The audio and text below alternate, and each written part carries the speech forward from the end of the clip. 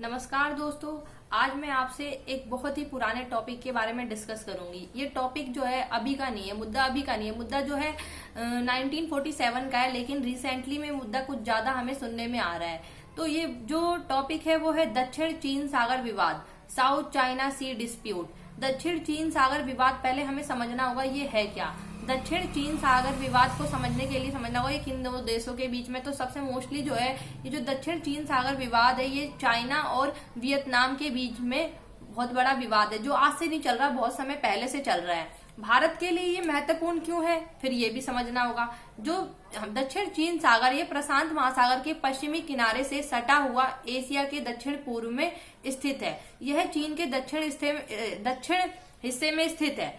एक सीमांत सागर है जो कि सिंगापुर से लेकर ताइवान की खाड़ी तक लगभग अटैच है। सबसे पहले अब हमें ये समझना है कि भारत के लिए इम्पोर्टेंट क्यों है, ये इशू भारत के लिए इम्पोर्टेंट क्यों है। सबसे पहले तो जो दक्षिण चीन सागर है ये जो है एशिया का सबसे व्यस्त जलमार्ग है। सबसे व्यस्त जलमार्ग होने की वजह से हमारे लिए बहुत ही महत्वपूर्ण है। दूसरा, व्यापार एवं परिवहन के यहाँ सुगम रास्ते हैं, जिससे हमारा 80% व्यापार जो है इसी मार्ग से होता है, मलक्का क्षेत्र से। द्वीपों को लेकर सबसे बड़ा जो विवाद है दक्षिण चीन सागर वो है द्वीपों को लेकर, आइलैंड को लेकर। इस पे कई छोटे छोटे आइलैंड बने हुए हैं और इन आइलैंड पे चीन जो है दक्षिण चीन सागर के 80% हिस्से पर अपना नियंत्रण स्थापित कर वो पूरे एशिया के व्यापार पर कंट्रोल करना चाहता है, पूरे एशिया पर नियंत्रण करना चाहता है और अपने आप को एक महाशक्ति के रूप में विश्व के सामने दिखाना चाहता है। और जैसा कि आप सबको पता है अभी कोरोना वायरस महामारी फैली हुई है और संपूर्ण देश अपने देश में कोरोना वायरस से निपटने में क्या है, व्यस्त है। लेकिन चीन इस मौके का फायदा उठाकर वियतनाम में उस आइलैंड पे कब्जा करके अभी अपने आप को क्या करना चाहता है, दक्षिण चीन सागर पर पूर्ण रूप से नियंत्रित करके पूरे विश्व में महाशक्ति बनने की कोशिश कर रहा है। तो ये चीन की बहुत ही दोगली नीति है, कह सकते हैं हम चीन की बहुत दोगली नीति है। चीन क्या कर रहा है, बीमारी का फायदा उठाकर, कोरोना का फायदा उठाकर पूरे विश्व में अभी हम कोरोना से जूझ रहे हैं। हमारे लिए सबसे प्राथमिक उद्देश्य ये है इस समय हम कोरोना से कैसे निपटे। लेकिन यही हमारा जो साउथ चाइना सी डिस्प्यूट है ये मुद्दा उभर कर सामने आता है। अब इस समय चाइना जो है अपने आप को वर्ल्ड की महाशक्ति बनाने की ओर बहुत तेजी से क्या है, अग्रसर है और पूरे विश्व में अपने आप को सर्वश्रेष्ठ बनाना चाहता है। इस दिशा में उसने क्या किया, चीन, ताइवान, वियतनाम जो है हमेशा से ही पैरासील द्वीप पर कब्जा करना चाहते हैं। ये सभी देश कहते हैं ये द्वीप मेरा है, ये आइलैंड मेरा है। तो ये मेनली जो है ये आइलैंड को लेकर क्या है, इन देशों के बीच में झगड़ा है। चीन चाहता है कि ये सारा का सारा दक्षिण चीन सागर जो है मेरा हो जाए, इस पर किसी और का अधिकार ना हो।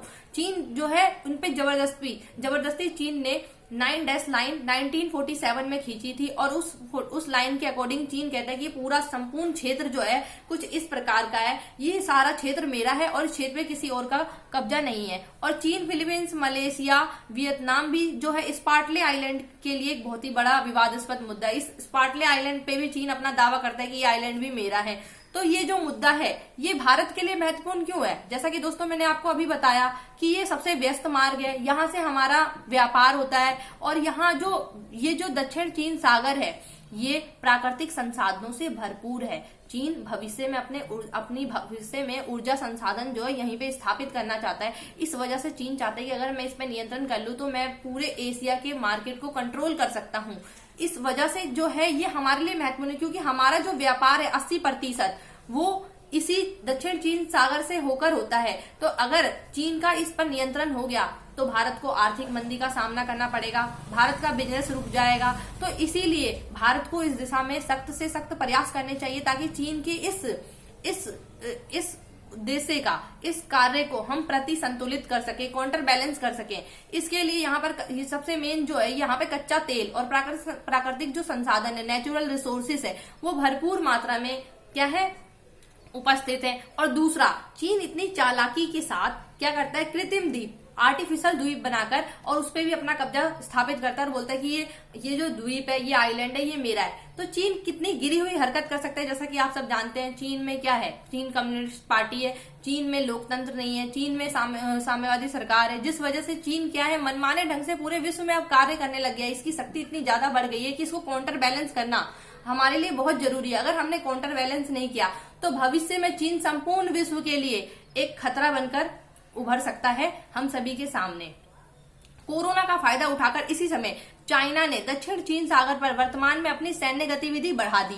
दक्षिण चीन सागर पर उसने अपनी सैन्य गतिविधि बढ़ा दी। वो इसलिए बढ़ा दी, उसे पता है कि इस समय सबके सब कोरोना से निपटने में लगे और मैंने अगर इस समय इस पर कब्जा कर लिया, इस पूरे पर अपना कब्जा कर लिया, प्रभुत्व कर लिया, तो क्या होगा, ये मेरा हो जाएगा। तो चीन एक बहुत ही गलत स्टेप ले रहा है और हमें इसका प्रतिरोध करना चाहिए। अगर हमने प्रतिरोध नहीं किया तो भारत को क्या होगा, आर्थिक मंदी से गुजरना पड़ेगा और हमारा व्यापार बहुत क्या होगा, अवरुद्ध होगा। इसको रोकने के लिए हमें क्या करना चाहिए, सख्त से सख्त कदम उठाना चाहिए। जो दक्षिण चीन सागर का विवाद जो है सिर्फ अकेला भारत नहीं कर सकता, इसके लिए भारत को वियतनाम के साथ मिलकर एक्ट ईस्ट पॉलिसी का अनुसरण करना चाहिए और एक्ट ईस्ट पॉलिसी के तहत जितने भी कंट्रीज हैं उन सभी के सहयोग से चीन के इस जवाब को काउंटर बैलेंस करना चाहिए और चीन को रोकना चाहिए। अगर हमने चीन को इस समय नहीं रोका तो चीन आगे भविष्य में सबके लिए घातक साबित हो सकता है। इस दिशा में भारत को सख्ती से निपटना होगा। भारत को चीन के इस सैन्य गतिविधि का जवाब, ईंट का जवाब पत्थर से देना होगा। तो भारत अकेला नहीं, भारत को अमेरिका का साथ लेकर, अमेरिका के सपोर्ट से, क्योंकि आपको पता है एक और एक मिलकर 11 हो जाते हैं। ठीक उसी प्रकार अगर हमने अकेले प्रतिरोध किया तो हम चीन के सामने उतने अधिक सक्षम नहीं है, उतने अधिक ताकतवर नहीं है। तो हमें इसका निपटने के लिए साम दाम दंड भेद सभी नीति का यूज करना पड़ेगा, क्योंकि जो दक्षिण चीन सागर है वो सामरिक रूप से भी हमारे लिए महत्वपूर्ण है, तो हम इसको आसानी से छोड़ नहीं सकते। तो इसके लिए हमें अमेरिका की सहायता से चाइना के इस गतिविधि को काउंटर बैलेंस करना होगा, ताकि दक्षिण चीन सागर पे जो उसने 9 डैश लाइन बनाई है ये एक काल्पनिक रेखा है जिससे कोई भी देश नहीं मानता। इसको मना करते हुए हमें चीन की इस गतिविधि को रोकना होगा।